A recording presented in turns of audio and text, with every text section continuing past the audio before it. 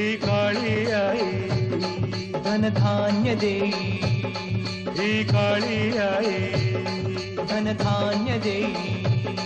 जोडते मनाची नाती आमची माती, आमची माणसं, आमची माती, आमची माणसं, आमची माती, आमची माणसं, आमची माती, आमची माणसं, आमची माती माणसं.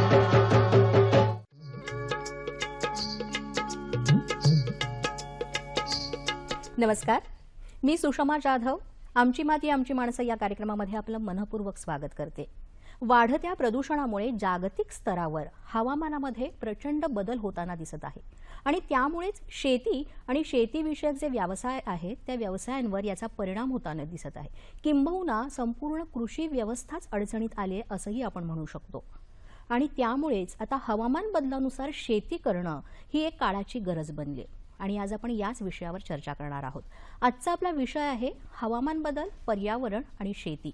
आणि या विषयावर विस्तृत चर्चा करण्यासाठी आज आपण आमंत्रित केलेला आहे सोलापूर येथील MKCL नॉलेज फाउंडेशनच्या शाश्वत शेती विकास मिशनचे सल्लागार डॉक्टर सतीश कुमार करंडे यांना. सरांची शेतीविषयक धोरण या विषयावर 5 पुस्तकं प्रकाशित झालेली आहेत. वेगवेगळ्या 4 देशांमध्ये त्यांची याच विषयावर व्याख्यानं सुद्धा झालेली आहेत. त्यांनी या विषयावर हवामान बदल, पर्यावरण आणि शेती या विषयावर त्यांचे शोधनिबंध सुद्धा 4 वेगवेगळ्या देशांमध्ये सादर केलेले आहेत. आणि त्यांची या विषयावर व्याख्यानं सुरू असतातच, त्यासोबतच वर्तमानपत्रातून सुद्धा लेख लिहित असतात. तेव्हा आपण आजच्या या आपल्या विषयावर, आजचा विषय आहे हवामान बदल, पर्यावरण आणि शेती या विषयावर आपण अगदी विस्तृतपणे सरांकडून जाणून घेऊयात. नमस्कार सर. नमस्कार. आमची माती आमची माणसं या कार्यक्रमामध्ये आपलं मनपूर्वक स्वागत. सर, जसं म्हटलं आपण की हवामान बदल म्हणूया किंवा हवामानातला जो बदल आहे जागतिक स्तरावर एक मोठा मुद्दा बनलेला आहे. पण हे खरंच तेवढं मोठं संकट आहे का? याची मूलतत्व काय आहेत ऍक्च्युली?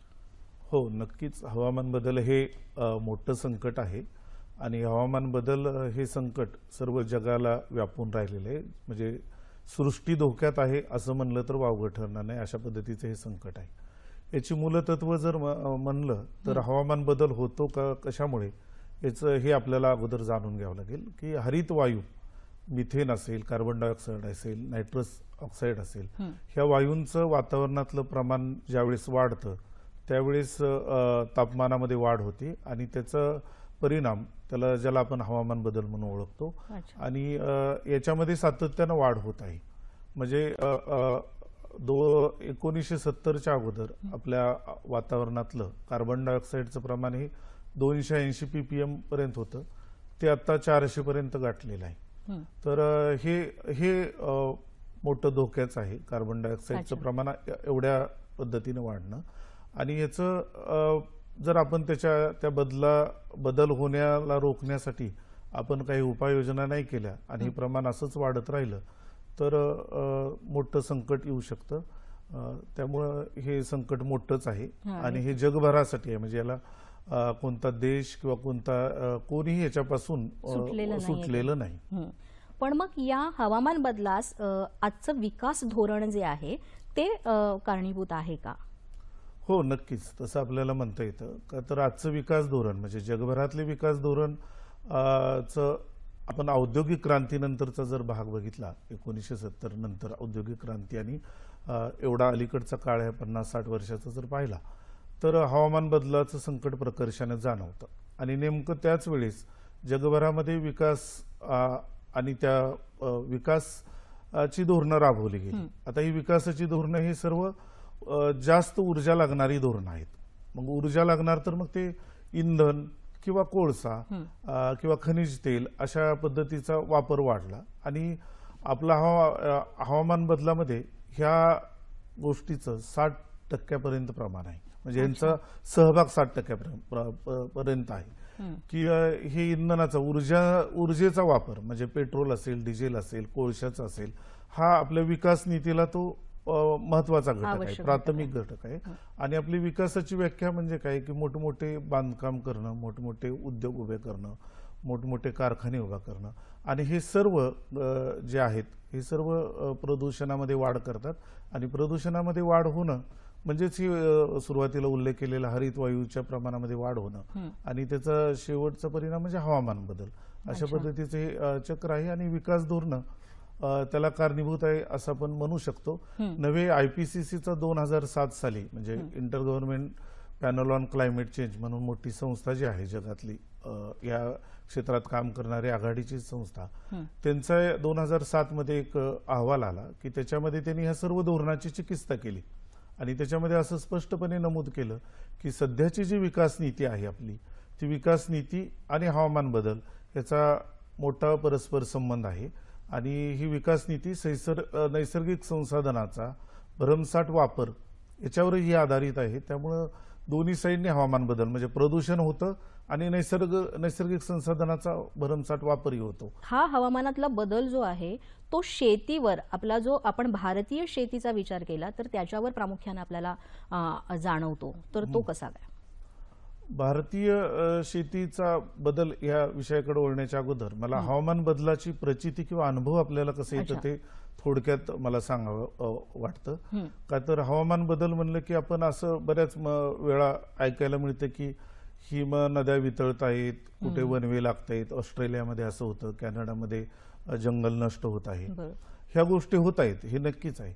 पण आपल्या दैनंदिन जीवनामध्ये सुद्धा हवामान बदलाच्या अनुषंगाने आपल्याला अनुभव येत राहतात.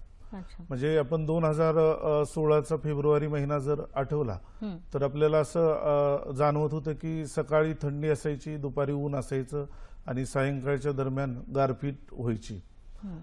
त्याच्यानंतर शेतकऱ्यांना जर आपण विचारले की त्यांचे अनुभव शेती करताना तर त्यांनाही हे संकट म्हणजे त्यांनाही हवामान बदल म्हणून जरी त्यांना ते नोंदवता येत नसेल तरी त्यांच्या पिकाच्या बाबतीमध्ये त्यांची जी निरीक्षण आहेत त्याची नोंद आपल्याला हवामान बदलाच्या अनुषंगाने घेता येते. उदाहरणार्थ की पिकांवर वाढणाऱ्या कीड रोगाचं प्रमाण असेल किंवा अवकाळी पावसामुळे पीक नष्ट होणं असेल किंवा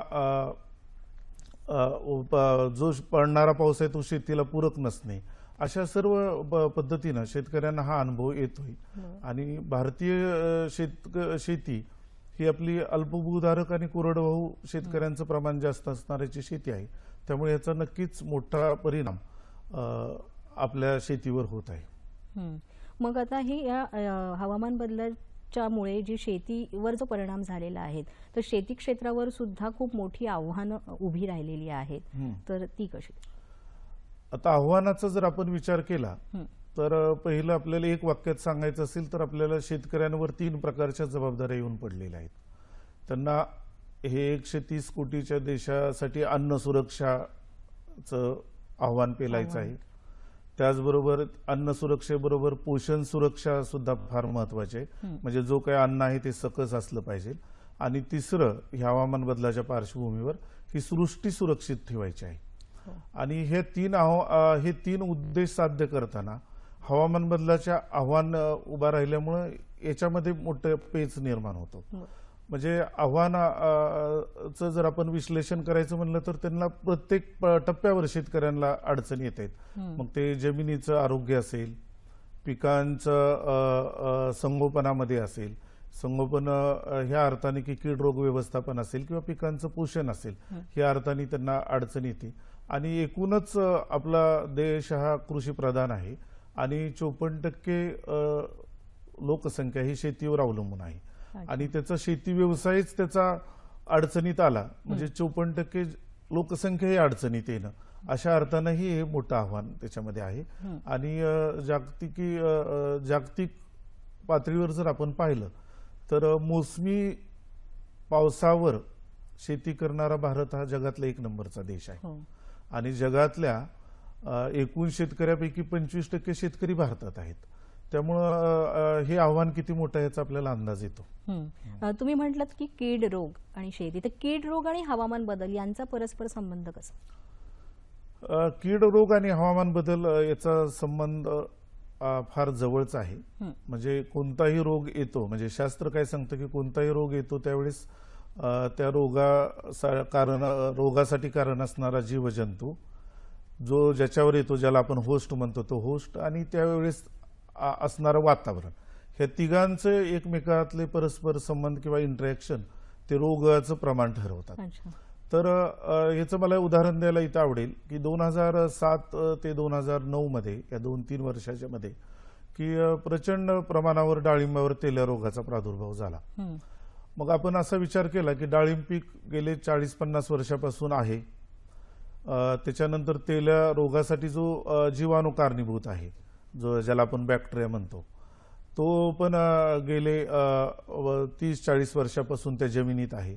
मग असं काय झालं की 2007 आणि 2009 मध्येच त्याचा प्रादुर्भाव एवढा, तर त्याला पूरक असणारं वातावरण झालं. त्याला पूरक असणारं वातावरण म्हणजे कसं की ऐन उन्हाळ्यामध्ये पाऊस पडत राहिला आणि आर्द्रतेचे दिवस वाढत गेले, म्हणजे हवा वातावरणात आर्द्रता असण्याचे दिवस वाढत गेले आणि त्यामुळे तो रोग आला. अशा पद्धतीने त्याचं कारण देता येईल.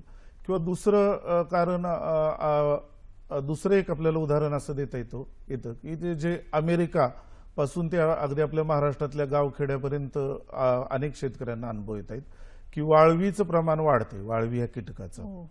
तर त्याचं विज्ञान काय सांगतं की वाळवीचं प्रजनन आणि तिचं म्हणजे बायोमास, शेतातला जो बायोमास आहे ते खाण्याचा वेग ज्यावेळेस वातावरणामध्ये चढ उतार येतात त्यावेळेस तो वेग वाढतो आणि त्यामुळे ते वाळवीचं प्रमाण वाढतं. म्हणजे आम्ही सोलापूर जिल्ह्यातल्या ह्या अनुषंगाने काही शेतकऱ्यांच्या भेटी घेऊन विचारलं, तर ते असं म्हणले की ज्वारी काढणीनंतर अगदी 3-4 दिवसामध्ये त्या पेंड्या ज्या असतात जमिनीवर ठेवलेल्या त्याला वाळवी ग्रासलेलं होतं.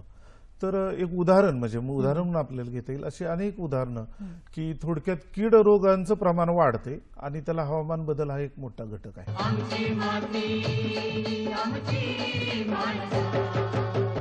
हवामान बदलाचं हे संकट आहे, या संकटामध्ये शेती व्यवसाय टिकवून ठेवण्यासाठी काय बदल केले पाहिजेत शेतकऱ्यांनी? शेती व्यवसाय टिकला पाहिजे याच्याशी तर कोणाचं दुमत असणार नाही, तो टिकवावाच लागेल. का तर तो 54% लोकांच्या जीवनमरणाचा, तो उदरनिर्वाहाचं ते साधन आहे. तर आणि आपल्याकडे शेती विकासाला मर्यादा आहेत, का तर आपल्याकडे संसाधनाने गरीब असणारे शेतकरी खूप आहेत, त्यांचं प्रमाण मोठं आहे, 80-82% ते शेतकरी आहेत. आणि हे याच्यामध्ये टिकवण्यासाठी आपल्याला हवामान अनुकूल शाश्वत शेती विकास या मार्गाने त्याचा विचार करावा लागेल. आणि त्याच्यामध्ये शेती सुरक्षित ठेवणं म्हणजे शेतीची संपूर्ण व्यवस्था, पर्यावरण, त्याचं शेती पर्यावरण, शेतीची इकोसिस्टम किंवा त्याला परिस्थिती आपण जे म्हणतो ती व्यवस्थित ठेवणं. मग त्याच्यामध्ये शेतीचं मातीचं आरोग्य चांगलं पाहिजे, शेतीच्या याच्यासाठी वातावरण बदल होतो त्याप्रमाणे शेतीच्या विविध पद्धती आपल्याला विकसित कराव्या लागतील. आणि बदलत्या वातावरणामध्ये सुद्धा तग धरून आपलं सुदैव आहे की आपण भारत देश हा जैवविविधतेच्या बाबतीमध्ये अतिशय सधन आहे. आपल्याकडे वातावरणामध्ये कमालीचा बदल झाला तरी त्याच्यामध्ये तग धरून राहणारी पिकं आहेत आणि ती स्थानिक पिकं आहेत. तर त्या पिकांखालील क्षेत्र वाढवणं आणि जोखीम कमी करणारी पीक पद्धती अवलंबणं. मग जोखीम कमी करणाऱ्या पीक पद्धतीमध्ये एक पिकावर अवलंबून असण्यापेक्षा अनेक पिकांची शेती करणं, अशा पद्धतीने ते आपल्याला त्याच्यातून मार्ग काढत पुढे जावं लागेल. म्हणजे अशा पद्धतीने शेती आणि पर्यावरण यांचा एकत्रितपणे विचार करणं फार गरजेचं झालेलं आहे. नक्कीच. शेती इकॉलॉजी ही एक संज्ञा आहे, तर याविषयी काय सांगा? शेती इकॉलॉजी ही संज्ञा म्हणजे शेतीशास्त्र जे आहे, आपण शेतीशास्त्र अन्नधान्याच्या बाबतीमध्ये स्वयंपूर्ण होणं हे उद्देशाला जास्त महत्त्व दिल्यामुळं शेतीचं एक शास्त्र जे त्याचं इकॉलॉजी जे आहे त्याच्याकडे थोडं दुर्लक्ष झालं. म्हणजे शेतीमध्ये आपली माती जिवंत पाहिजे. माती जिवंत असणं म्हणजे त्याच्यामध्ये अनेक जीवजंतू असतात जे तुमच्या पिकाच्या पोषणासाठी महत्त्वाचा रोल किंवा भूमिका निभावत असतात. माती जिवंत पाहिजे, आपलं पाणी चांगल्या पद्धतीचं पाहिजे आणि अनेक जीवजंतू. म्हणजे आता आपण सुरुवातीला पाहिलं की कीड रोगांचं प्रमाण वाढते. तर आपल्या शेतीच्या इकोसिस्टम मध्ये किंवा त्याच्या इकॉलॉजीमध्ये अनेक आपले मित्र कीटक असे आहेत की ते आपल्या शत्रू कीटकांचा बंदोबस्त करू शकतात. आपल्या शेतावर बांधावर जी झाडं आहेत ते अनेक मार्गाने आपल्या शेतीचं परिस्थिती किंवा इकॉलॉजी शाबूत ठेवू शकतात. तर हे सर्व म्हणजे शेती आपण पीक घेतो तर त्या पिकाचं पोषण, त्या पिकाचं संरक्षण, त्या पिकाची उत्पादन, ह्या सर्व ह्याला अनेक जीवजंतूच्या एकमेकाशी असणारे परस्पर संबंध, एकमेकाशी असणारे त्यांचे इंटरॅक्शन याचा महत्वाची भूमिका असते अच्छा. आणि ते आपण लक्षात घ्यायला पाहिजे. आणि आपण उत्पादन, विक्रमी उत्पादन हा उद्देश ठेवल्यामुळं याच्याकडे कुठेतरी थोडं दुर्लक्ष होतं आणि त्यामुळं मग बदलत्या वातावरणाच्या अनुषंगाने ते दुर्लक्ष आपल्याला महागाचं पडू शकतं. अच्छा. हवामान बदलास अनुकूल अशी शेती म्हणजे नक्की काय अपेक्षित आहे? हवामान बदलास अनुकूल शेती याच्यामध्ये पहिलं आपल्याला त्याचा 2-3 दृष्टिकोनातून विचार करावा लागेल. ते 3 दृष्टिकोन आपल्याला असे आहेत की सामाजिक, आर्थिक आणि पर्यावरणीय.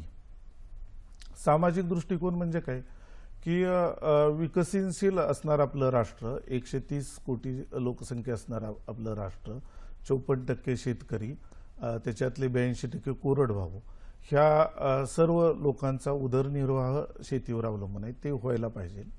त्याचबरोबर अन्न सुरक्षा आपल्याला गाठायचे, ते त्याच्यातून साध्य करायचे. दुसरं आपलं आहे की आर्थिक, की ज्याच्यातून त्या शेतकऱ्याला त्या शेतीतून 4 पैसे मिळाले पाहिजेत. म्हणजे शेतकरी केवळ अन्नधान्य उत्पादन करतो म्हणजे त्याचं इतरही गरजा काय असतात तर त्या भागवण्यासाठी त्याला 4 पैसे मिळाले पाहिजेत. त्यामुळे तो एक दृष्टिकोन आपल्याला घ्यावा लागेल. आणि तिसरा पर्यावरणीय, म्हणजे हे 2 दृष्टिकोन घेताना पर्यावरणाची हानी कमी करावी लागेल आणि ती कमी करणारी आपली शेती पद्धती पाहिजे. आणि हे 3 दृष्टिकोन घेऊन म्हणजे आर्थिक, सामाजिक आणि पर्यावरणीय, ते 3 दृष्टिकोन घेऊन आपल्याला शेती विकासाची पद्धती ठरवावी लागेल की ज्या पद्धतीमध्ये आपल्याला अनेक पिकांची लागवड, पिकांचा फेरपालट, पिकांचं मिश्र पीक पद्धती, असं अनेक जे दृष्टिकोन आहेत जे पूर्वीपासून आपल्याकडे होतं. आणि विज्ञानामध्ये सुद्धा ते आता ॲग्रिकल्चर शास्त्र म्हणजे शेती विज्ञानामध्ये सुद्धा ते सिद्ध झालेलं आहे की असे सर्व दृष्टिकोन आपल्याला घेऊन ते शेती करावी लागेल. आणि पुढे हवामान बदलानुसार शेतीमध्ये वनझाडांचं सुद्धा महत्व आहे आणि त्यामध्ये स्थानिक वाणांचं सुद्धा महत्व आहे, तर ते कसं काय? वनझाडांचं महत्व त्याविषयी बोलताना मला एक गोष्ट आवर्जून नोंदवावी असे वाटतं की जगातली आघाडीची संस्था फूड अँड ॲग्रिकल्चर ऑर्गनायझेशन, ही शेती क्षेत्रातली आघाडीची, त्यांनी 2018 मध्ये शेती क्षेत्रातले आघाडीचे 10 संशोधन म्हणजे टॉप 10 रिसर्च किंवा इन्व्हेन्शन याचं त्यांनी घेतलं. तर त्याच्यामध्ये त्यांनी वृक्षांचं महत्व सांगितलं. वृक्षाचं महत्व अगदी आपल्याला छोट्या गोष्टीत असं सांगता येईल की त्याच्यावर अनेक पक्षी असतात जे तुमच्या शत्रुकिडींना मारू शकतात. ते त्याच्यावर मधमाशा त्यांचं पोळं बनवतात की जे तुमचे परपरागीकरण करण्यासाठी महत्वाची भूमिका निभावू शकतात. वृक्षांची पानगळ होती, त्याच्यामध्ये अनेक जीवजंतू ते पानगळ खाली कुजल्यामुळं त्याच्यामध्ये कार्बनचं प्रमाण वाढतं आणि अनेक जीवजंतू त्याच्यात मध्ये त्यांची इंटरॅक्शन होती. त्या अनुषंगाने वृक्षांचं महत्व आहे. स्थानिक वाणांचं महत्व म्हणलं तर पोषण ह्या अनुषंगाने सुद्धा स्थानिक वाणांचं महत्व आहे की आपल्या आहारामध्ये सकस आहार पाहिजे तर त्याच्यासाठी स्थानिक वाण महत्वाचे आहेत. त्याचं एक मला उदाहरण सांगता येईल की ओरिसा राज्यामध्ये पूर्वी 2500 प्रकारचं भात लागवड व्हायची. वाण 2500 प्रकारचे स्थानिक वाण होते, जे आता उत्पादन हे एकच उद्देश ठेवल्यामुळं ते फक्त आता तिथले शेतकरी 50 वाणापर्यंत मर्यादित झाले. म्हणजे 2500 पैकी 50च वाणाखाली ती शेती आली. तर त्या 2500 मध्ये अनेक असे वाण आहेत की जे तुमच्या पोषणाच्या दृष्टीने फार महत्वाचे. म्हणजे ठराविक जी आहेत वाणं तीच सध्या घेतली जातात. जी स्थानिक वाणं म्हणूया किंवा मग पारंपरिक जी वाणं आहेत ती सुद्धा घेतली पाहिजेत पिकांची वेगवेगळ्या, ते सुद्धा महत्वाचंच आहे. अच्छा. आमची माती आमची माणसं. शाश्वत शेतीचं नैसर्गिक म्हणूया संसाधन याच्याशी काय संबंध आहे? शाश्वत शेती आपल्याला का हवी आहे तर पहिलं आपल्याला नैसर्गिक संसाधनाचा मर्यादित वापर करायचा आहे, का तर ते आपल्याला पुढच्या पिढीसाठी राखून ठेवायचं आहे. 2 इंच माती तयार होण्यासाठी शेकडो वर्ष लागतात आणि आपली आता जास्त आधानाची किंवा आधुनिक शेती जी रासायनिक खतावर अवलंबून आहे त्याच्यामध्ये मातीचं आरोग्य बिघडते. त्याच्यानंतर आपण पाण्याचा भरमसाठ उपसा करतो आणि जास्त पाण्याची गरज असणारी पीक पद्धती आपण स्वीकारतो. तर शाश्वत शेतीमध्ये आपण नैसर्गिक संसाधनाचा मर्यादित वापर आणि नैसर्गिक पद्धतीनं कमी खर्चाची शेती अशी दोन मूलतत्व घेऊन आपल्याला हवामान अनुकूल अशा पद्धतीने पुढे शेती त्याची करायची. शेती संशोधन जे आहे ते शेती संशोधनाची दिशा बदलणं खरंच गरज आहे का त्याची, आणि ती कशा प्रकारची गरज आहे? हो, नक्कीच शेती संशोधनाची दिशा आपल्याला बदलावी लागेल. की आपण हवामान बदल आणि आपल्या शेतीवर परिणाम याचा जर विचार केला तर शेती संशोधनाच्या दिशेबद्दल आपल्याला नक्कीच त्याचं सर्व पुनरावलोकन करून मांडणी करावी लागेल. ती मांडणी करताना आपल्याला नैसर्गिक संसाधनं, तो शेतकरी, आपल्या देशाच्या अन्नधान्याच्या गरजा आणि एकूण हवामान बदल ह्या सर्व पैलूचा विचार करून त्याची मांडणी करावी लागेल. त्याचं एक उदाहरण म्हणून आपल्याला असं घेता येईल की जागतिक संशोधन संस्थांनी असं एक संशोधन प्रसिद्ध केले नुकतंच की हवामान बदलामुळे तुमचं पोषण, पिकांमधलं पोषण घटक सुद्धा कमी होतात. कार्बनचं प्रमाण वाढतं, पीक चांगलं वाढू शकेल पण त्याचं पोषण कमी होतं. तर त्या अनुषंगाने आणखी आपण संशोधन सुरू केलेलं नाही, तर ते आपल्याला करावं लागेल. आणि हवामान बदलामध्ये शेती करता येईल ह्या पद्धतीने आपल्याला वाटचाल करावी लागेल. हवामान बदल हा एक वैश्विक मुद्दा आहे आणि तो सर्व जगभरात चर्चेला जातो. आणि यासाठी तुमचं सुद्धा स्पेनमधल्या माद्रिद इथं संयुक्त राष्ट्रसंघाने जी परिषद केली होती आयोजित, त्यामध्ये तुम्ही सुद्धा तिकडे सहभागी झाले होता. तर तो अनुभव काय होता? म्हणजे हाच विषय होता हवामान बदल, पर्यावरण आणि शेती. तर तो अनुभव काय होता तुमचा? संयुक्त राष्ट्रसंघाने जे दरवर्षी त्यांची जागतिक हवामान बदल परिषद असती त्याच्यामध्ये त्यांचं तर यावर्षीचं धोरण असं होतं की आणीबाणी सदृश्य परिस्थिती आहे हवामान बदलाच्या अनुषंगाने जगभर. आणि त्याची त्यांनी नोंद घेतली की जगभर वनवे लागतायत, अतिवृष्टी होती, गारपीट होती, असं सर्व त्याची नोंद घेऊन आणीबाणी सदृश्य परिस्थिती आहे आणि त्याच्यासाठी आत्ताच आपल्याला काहीतरी कृती आराखडा बनवावा लागेल. अशा पद्धतीचं त्यांचं ब्रीदवाक्य म्हणा, असंच त्यांचं ब्रीदवाक्य होतं. तर त्या चर्चेचा सूर असा होता की आपल्याला शाश्वत विकासासाठी, जसं आता आपण शाश्वत शेती बोललो तसं एकूणच विकासाची धोरणे ही शाश्वत पद्धतीने असावी, म्हणजे नैसर्गिक संसाधनाचा मर्यादित वापर अशा पद्धतीनं. त्याच्यासाठी त्यांनी असं सांगितलं की पुढील 20 वर्षापर्यंत एकही कार्बन उत्सर्जन करणाऱ्या उद्योगाला मान्यता देऊ नये देशांनी जगभरातल्या. दुसरं, आपल्याला प्रदूषण आणि आपण जो कर भरतो त्याचं कुठेतरी एक लिंक तयार करा की जेवढं तुम्ही प्रदूषित उत्पादन घेता किंवा उत्पादित करता तर त्या पद्धतीनं ते पाहिजे. म्हणजे त्याचं कार्बन पदचिन्ह म्हणजे हे उत्पादन बनवायला एवढा कार्बन इव्हॉल्व्ह झालाय वातावरणात किंवा एवढा कार्बन सोडलेला आहे वातावरणात, तर त्या पद्धतीनं त्याचं किंमत ठरवावी असं एक त्यांनी धोरण घेतलं. आणि कृती आराखडा प्रत्येक देशाने बनवावा आणि तातडीनं त्याची अंमलबजावणी करावी. ऊर्जेच्या मार्गातून म्हणजे इंधन आणि खनिज तेलाच्या माध्यमातून हवामान बदलाचं संकट जास्त गहिरं होते, तर स्वच्छ ऊर्जा निर्मिती म्हणजे सोलार एनर्जी असेल अशा पद्धतीचं एनर्जीसाठी तातडीने वापर करणं महत्वाचं आहे. पण आज आपण पाहतो की हवामान बदल होता येतच आहे, पण पर्यावरणपूरक जनजीवन सुद्धा वाढलेलं आहे. म्हणजे लोक पर्यावरणपूरक जीवन पद्धती सुद्धा स्वीकारतायत, पण तरी सुद्धा यामध्ये आणखीन काय होणं अपेक्षित आहे किंवा गरज आहे? हे नक्कीच की लोकांमध्ये आणि विशेषतः तरुण पिढीमध्ये पर्यावरणाविषयीची जागरूकता वाढीस लागते. आपल्याला ते वेगवेगळ्या माध्यमातून लक्षात येतं. म्हणजे अगदी इको फ्रेंडली गणेशोत्सव असेल किंवा वृक्षारोपण असेल किंवा वेगवेगळ्या पद्धतीचं निसर्गाच्या पूरक असे उपक्रम असतील की त्याच्यातून एक गोष्ट आपल्यासाठी सकारात्मक नोंदवता येते की तरुणांमध्ये तो त्याच्याविषयीची जिव्हाळा निर्माण झालेला आहे. पण एवढं पुरेसं आहे असं वाटत नाही. का तर आता आपण उल्लेख केला की आणीबाणी सदृश्य परिस्थिती आहे, तर एवढ्यावर आपल्याला थांबता येणार नाही, अजून पुढे जावं लागेल. तर पुढे जाणं म्हणजे काय की आपल्या जीवनशैलीमध्ये थोडा बदल करावा लागेल. आपली जीवनशैली ही जास्त पर्यावरणपूरक असायला पाहिजे. आपण दैनंदिन व्यवहार हे आपले पर्यावरणाला पूरक असणारे पाहिजेत. म्हणजे अगदी आपण एक दिवस जरी चालत ऑफिसला जायचं ठरवलं तरी ती सुद्धा कृती फार महत्वाची आहे. महत्वाचे. आपण आपल्या घरातील कचरा व्यवस्थित त्याची विल्हेवाट लावलं तर ती सुद्धा कृती फार महत्वाची आहे पर्यावरणाच्या दृष्टीनं.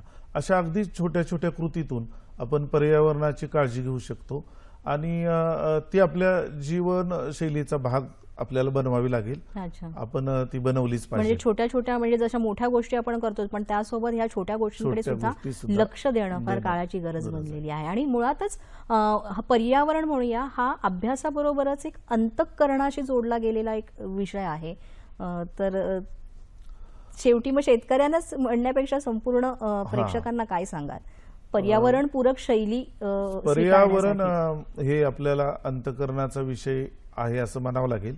तो नुसता अभ्यासकांपुरता आपल्याला मर्यादित करता येणार नाही. म्हणजे थोडक्यात तो अभ्यासाचा आणि अंतःकरणाचा असा दोन्हीचा विषय बनायला पाहिजे आपल्या सर्वांचा. आता आपण सर्वजण मागील 4-5 महिन्यापासून कोरोना ह्या संकटामुळे सर्वजण पाहतोय. आपण सर्वजणांना प्रचंड मोठा मानसिक त्रास भोगावा लागलेला आहे. तर अशा पद्धतीचं तज्ज्ञ असं सांगतात की अशा पद्धतीची संकट येतील, त्याची वारंवारता वाढेल. मला इथे एक गोष्ट नमूद करावी लागेल की हवामानामधला बदल होतो याला पूर्वीपासूनच हा बदल होतो. म्हणजे आपल्या आजोबांनी किंवा आपल्या अगोदरच्या पिढीनेही दुष्काळ अनुभवलेत, गारपीट अनुभवलेले आहे, तापमान वाढ अनुभवलेली आहे. पण त्याची वारंवारता फार महत्वाची आहे. म्हणजे हे संकट वारंवार येते. म्हणजे आज 40 वर्ष वयाच्या माणसाला त्याच्या आयुष्यामध्ये 4-5 10-15 प्रकारचे दुष्काळ त्यांना अनुभवलेले आहेत. म्हणजे ओला दुष्काळ असं. तर ही वारंवारता फार महत्वाची आहे. तर अंतःकरणाचा विषय करणं म्हणजे आपण ह्या पर्यावरणाचा आपण एक घटक आहोत. आपण या पर्यावरणाचे मालक नव्हते, निसर्गाचे आपण मालक नाहीत, ते निसर्गाचा आपण एक घटक आहोत. आणि या निसर्गातले सर्व जीवजंतू, वन प्राणी, वृक्ष ह्या सर्वांना जगण्याचा अधिकार आहे. त्यांचा अधिकार शाबूत ठेवून आपण आपलं जीवन व्यवस्थित जगावं. आणि हे निसर्ग सुंदर आहे, तो आपल्याला भरभरून देतोय. तर त्या निसर्गाशी आपण स्नेह वाढवावा, त्याच्याशी स्नेह करावा आणि त्यातून तो आपला अंतःकरणाचा विषय होईल. तर तुम्ही आज इथे आलात आणि एवढं मोलाचं मार्गदर्शन केलं त्याबद्दल सह्याद्री वाहिनीतर्फे तुमचे मनापासून आभार. धन्यवाद.